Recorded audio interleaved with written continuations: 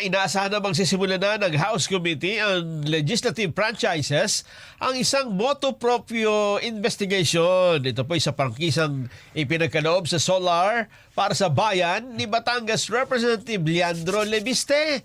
Sinabi ni Committee Chair Antonio Ferrer, aprobado na ang motion para isagawa ang investigasyon. Talaga naman, oo.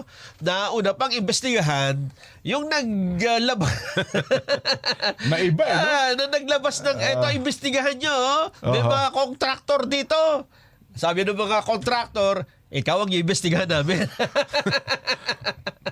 Bad president. Talaga yan, naman, no? Bad president. Saan ka naman nakakita ng ganyan, di ba?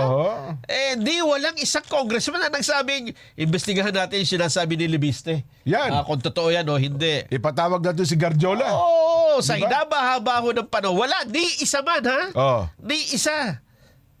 Wala. Ano pang mukhang ihaharap nyo sa amin, di ba? Yun na nga. Iharap nyo na lang yung likod nyo. Sabi ng mga Bisaya, ay wag na. Talaga naman.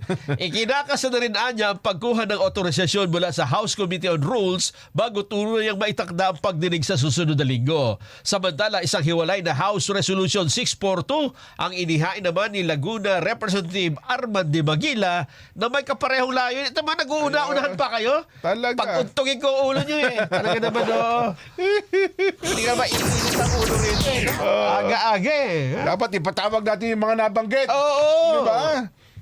Sabi nung isa, parang 67 ba? 17 congressmen. Oo. Diba? Ipatawag natin yung chairman ng yung minority. Oo. Bakit kayo wala kayo kakibukibo? Tahimik kayo. Oo, nakakahiya kayo. Yeah. Nakakahiya. Ngayon, yung nagsasalita, yung paimbestigahan nyo. Gusto nyo patahimikin din. Ano? Halata kayo, boy. Gusto nyo patahimikin yung nag-iimbestiga. Talaga naman. Yung isa dapat tahimik na eh. Okay sana dyan kung imbestigahan nyo. Pero dapat may ginawa rin kayo doon sa mas malalang Yun. aligasyon, di ba? Bakit tahimik kayo doon? Di Yun ba? na nga. Kung may mali, yung Lian Lebiste, iimbestigahan. Bakit tahimik kayo doon sa Yun, sinisiwalat niya? Parang hindi Ibig na. sabihin, alam na this, di ba? Sabi nila, yung isa napatahimik na natin si Miao Miao eh, no? Oo, kasi sinuspend din ninyo eh.